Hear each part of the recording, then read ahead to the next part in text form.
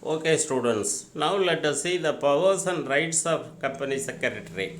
Company secretary, who is appointed by the board of directors, he is having much powers and rights. A company secretary is a high level officer. A company secretary is a high level officer. இவர் ஒரு முக்கிய பொறுப்புள்ள ஒரு பெரிய அதிகாரியாக இருக்கிறார். A company secretary is a high level officer. He enjoys certain rights and powers. He enjoys certain rights and powers as per the contract made with the company which are as follows. பொதுவாக இந்த நிறும செயலரை நியமிக்கக்கூடிய அந்த ஆணையிலேயே இவருக்குள்ள அதிகாரங்களும் இவருடைய பணிகளும் கொடுக்கப்பட்டிருக்கும். இருந்தாலும் இந்த நிறும சட்டத்திலேயே இவருக்கு என்னென்ன அதிகாரம் கொடுக்கப்பட்டிருக்கிறது, இவருக்கு என்னென்ன உரிமைகள் கொடுக்கப்பட்டிருக்கிறது அப்படிங்கிறத நம்ம பார்க்குறோம். Supervision and control. Supervision and control தன்னோட கட்டுப்பாட்டுக்குள்ளே வச்சுக்கணும் அலுவலகத்தை. தன்னோட பணிகளை கட்டுப்படுத்தப்பட்ட தன்னோட பணிகளை இவர் செய்ய வேண்டும், மேற்பார்வை செய்ய வேண்டும். எல்லா பணிகளையும் மேற்பார்வை செய்வதற்கான அதிகாரம், அலுவலக பணிகளை மேற்பார்வை செய்வதற்கான அதிகாரம் இவருக்கு உண்டு. As a head of office, as a head of office, a company secretary has the rights to supervise, direct and control the office activities of subordinate officers. தனக்கு கீழே உள்ள அலுவலக பணியாளர்கள் இல்லை கட்டுப்பாட்டோடு வச்சுக்கணும். அவங்கள தன்னோட வழிகாட்டுதல் படி செயல்பட வைக்கணும். அவர்களோட பணிகளை மேற்பார்வை செய்ய வேண்டும். இது அவருக்குள்ள ஒரு உரிமை. Signing authority. Being a principal officer, company secretary can sign the contracts, proceedings of the company meetings, files, documents on behalf of the company. நிறுவனம் சார்பாக எல்லா ஆவணங்களையும் கையொப்பமிடுவதற்கான உரிமையை அதிகாரத்தை நிறுவன செயலர் பெற்றிருக்கிறார். Being a principal officer of a company secretary can sign contracts. Company வேற ஒருத்தரோட ஒரு குறிப்பிட்ட பொருளை வாங்குவதற்காகவோ விற்பதற்காகவோ ஒப்பந்தம் பண்ணுகிறது. அந்த ஒப்பந்தங்களில் நிறுவனம் சார்பாக கையொப்பமிட வேண்டிய அதிகாரத்தை இவர் பெற்றிருக்கிறார். அதே மாதிரி நிறும கூட்டங்களில் பங்குதாரர் கூட்டம், இயக்குநரவை கூட்டம், அதற்கெல்லாம் அழைப்பு கொடுக்கக்கூடிய அந்த கடிதங்களில் கையொப்பமிடக்கூடிய அதிகாரத்தை, கூட்டத்துக்கு ஏற்பாடு செய்ய வேண்டிய உரிமையை இவர் பெறுகிறார். அந்த ஆவணங்கள் மட்டும் இல்லாமல் மற்ற ஆவணங்களையும் உரிய முறையில் கோப்பிட்டு தன்னுடைய அலுவலகத்தில் நிறுவனத்தின் சார்பாக பாதுகாப்பாக வைக்கக்கூடிய ஒரு பணி இவருக்குடையது. எக்ஸசைசிங் பவர், தன்னோட அதிகாரத்தை முறையாக செயல்படுத்தணும். He has the right to exercise powers as granted by the board of directors. இயக்குநரவை இவருக்கு கொடுத்துள்ள அதிகாரத்தின்படி இவர் வழிகாட்டுதல் படி அந்த பணிகளை மேற்கொள்ள வேண்டும். Issuing testimonials. A company secretary can issue testimonials to employees on behalf of the company. நிறுவனம் சார்பாக முக்கிய ஆவணங்களை பணியாளர்களுக்கு வழங்க வேண்டிய பணி இவருடையது, அதிகாரம் இவருடையது. Claiming salary and damages. As per the contract, he has the right to claim his salary and other allowances. இவரை நியமிக்கும் போது இயக்குநரவை ஒரு ஒப்பந்தத்தை போட்டிருக்கும். அந்த ஒப்பந்தத்தின் அடிப்படையில் தனக்குரிய ஊதியத்தையும் படிகளையும் பெறுவதற்கான அதிகாரம் இவருக்கு உண்டு. He can also take legal action against the company if there is any breach of contract. அதில் அந்த ஒப்பந்தத்தில் ஏதேனும் மீறல் நடைபெற்றதுன்னா, ஒப்பந்த விதிகள் மீறப்பட்டால் அது தொடர்பாக தனக்கு ஏற்படக்கூடிய இழப்புகளுக்காக அந்த இழப்புகளை பெறுவதற்கான உரிமையும் இவருக்கு உண்டு.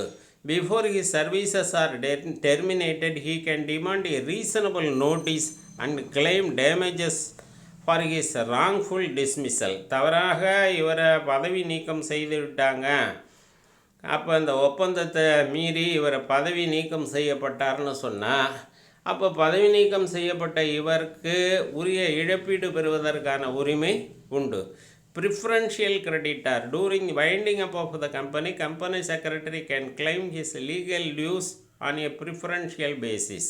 நிறுவனத்தை கலைக்கும் போது அந்த கலைப்பு அதிகாரி இந்த நிறுவ செயலருக்கு தர வேண்டிய தொகை, அந்த நிறும செயலருக்கு தர வேண்டிய தொகைங்கிறது முன்னுரிமை அடிப்படையில் அந்த தொகையை நிறும செயலர் பெறுவதற்கு உரிமை பெற்றவராகிறார். Attending the meeting, he has the right to be physically present in the meeting of the shareholders and board of directors. இயக்குநரவை கூட்டத்திலேயும் பங்குதாரர்கள் கூட்டத்திலேயும் நேரடியாக கலந்து கொள்வதற்கான உரிமை பெற்றவராகிறார். Then removal or dismissal of company secretary. Removal or dismissal of company secretary. நிறும செயலரை நீக்குதல், பணியிலிருந்து நீக்குதல். In accordance with the law governing the relationship between the master and servant, company secretary must be dismissed like an ordinary servant of the company. நிறும செயலர் சட்ட விதிகளின்படி பணி நீக்கம் செய்யப்படலாம்.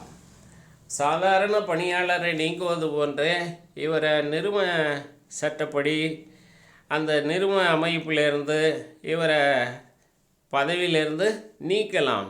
The board of directors of a company has absolute discretion to remove a company secretary or to terminate his services at any time for any reason or without any reason. தகுந்த காரணங்கள் பேரில் இல்லை காரணங்களே இல்லாமல் கூட இயக்குனர் அவை சட்டப்படியாக இவரை பணி நீக்கம் செய்வதற்கான அதிகாரத்தை பெற்றிருக்கிறது. Generally, a secretary may be terminated under the following situations. ஒரு செயலர் பொதுவாக பதவி நீக்கப்படும் செய்யப்படும் சூழ்நிலைகள் என்னென்னா, when his term of appointment has expired, 5 ஆண்டு காலத்திற்கு அவர் பணி நியமனம் செய்யப்பட்டிருக்கிறார். அந்த 5 வருஷம் முடிஞ்சதுன்னா அவர் பணியிலிருந்து விடுவிக்கப்படலாம். He can be removed from his services. When he is given a proper notice of dismissal as per the terms of agreement of employment, அந்த ஒப்பந்தத்தில் குறிப்பிட்ட மாதிரி 5 ஆண்டுகள் முடிந்தோன்னே அவருக்கு இயக்குனர் அவை கடிதம் கொடுத்து பணி நீக்கம் செய்யலாம். when he makes a secret profit, நிறும செயலர் ஏதேனும் ரகசியமான முறையில் லாபம் ஈட்டியிருக்கிறாருங்கிறது தெரிய வந்ததுன்னா அந்த காரணத்திற்காக நிறும செயலரை நீக்கம் செய்யலாம்.